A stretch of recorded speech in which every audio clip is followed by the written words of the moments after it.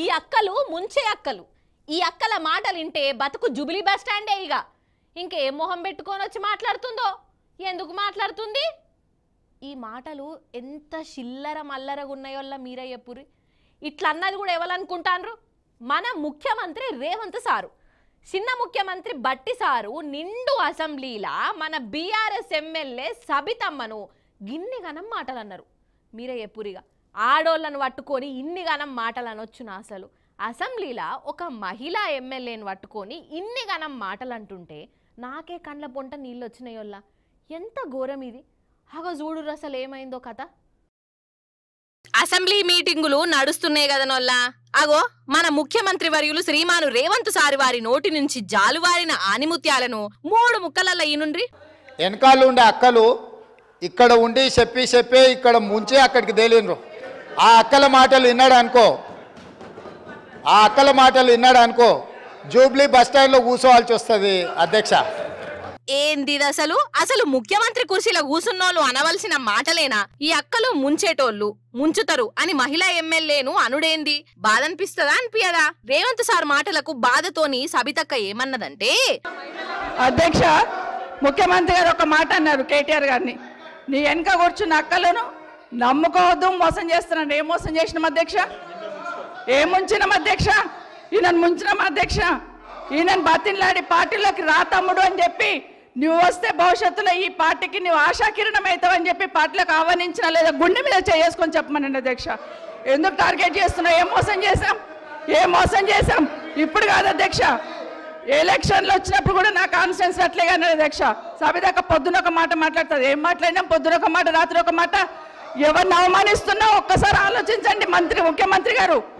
ఎందుకు అవమానిస్తున్నావు? ఎందుకు కక్ష? ప్రతిసారి టార్గెట్ చేస్తున్నావు. ఈరోజు ఏం మోసం చేసినాం? మేము ఆడబిడ్డలం విత్డ్రా చేసుకోవాలి అధ్యక్ష. సబితక్క అట్లా బాధపడుతుంటే ఇంకో దిక్కు చిన్న ముఖ్యమంత్రి డిప్యూటీ సార్ ఏమన్నాడో ఈనుండ్రి. ఆవేదన చెందాల్సింది ఎవరు అధ్యక్ష? నేనా, కాంగ్రెస్ పార్టీ, లేకపోతే ఈ రాష్ట్రంలో ఉన్నటువంటి ప్రజాస్వామ్యవాదుల? ఎవరు అధ్యక్ష బాధపడాల్సింది? వారా? ఇంకా ఏం ముఖం పెట్టుకొని ఈ సభానాయకుడిని రేవంత్ రెడ్డి గారిని ముఖ్యమంత్రి గారిని పట్టుకొని ఇంకా మాట్లాడుతున్నారు? దేనికి మాట్లాడుతున్నారు అధ్యక్ష? ఏం చేశారని ఇంకా మాట్లాడుతూ ఉన్నారు. ఏంది అసలు గింత ఘోరమా? అసలు ఈ 10 ఏళ్లల్లా అసెంబ్లీలో ఇసొంటి మాటలు విన్నామా? ఆడోళ్లను ఇట్లా తీసి పాడేసినట్టు మాట్లాడొచ్చినా? అట్లా అన్నది చిన్నోళ్ళు కూడా కాదు. ఒకరు సీఎం, ఇంకొకరు డిప్యూటీ సీఎం. మరి సారీ ఎప్పుడో, అయ్యో ఏదో ఆవేశంలో నా నోరు జారినా అని చెంపలేసుకున్నాడో చెయ్యాలనా అద్దా? సారీ చెప్పుమంటే కూడా చెప్పుడే లేదోల్లా. ఇక మన బీఆర్ఎస్ ఎమ్మెల్యేలు అసెంబ్లీ బయటికి వచ్చి రేవంత్ సారు సారీ చెప్పాలని డిమాండ్ చేసిరు.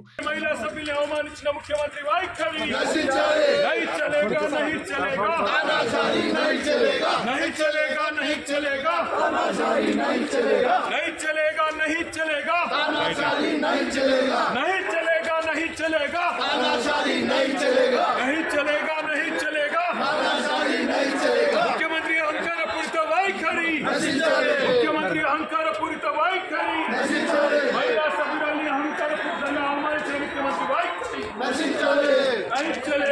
అసలు ఏమైందో సబితక్క చెప్తుంది. మల్లో మల్క ఈనుండ్రోల్లా మీరు.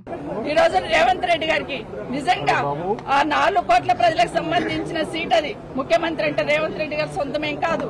ఆ సీటు గౌరవం పెరగాలంటే ఈ రోజు మీరు క్షమాపణ చెప్పండి. తెలంగాణ రాష్ట్ర మహిళలందరికీ కూడా ఈరోజు క్షమాపణ చెప్పాల్సిన బాధ్యత ఈరోజు రేవంత్ రెడ్డి మీద ఉంది.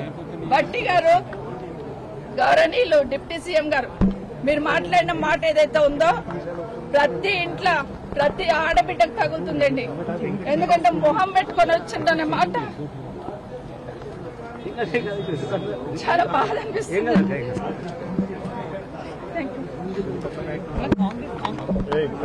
కండ్ల పొంట నీళ్లు పెట్టుకున్నది. ఒక మహిళా ఎమ్మెల్యే, అందున మాజీ మంత్రి మనసును నిండు అసెంబ్లీలో ఇగో ఈ తీర్ల బాధ పెట్టుడు, కండ్లల్లో నీళ్లు తెప్పించిర్రంటే ఇక చెయ్యి పార్టీకి మన రాష్ట్రంలో నూకలు జల్లినట్టే అని చెప్పుకుంటున్నారు మన ఆడపడుసులు.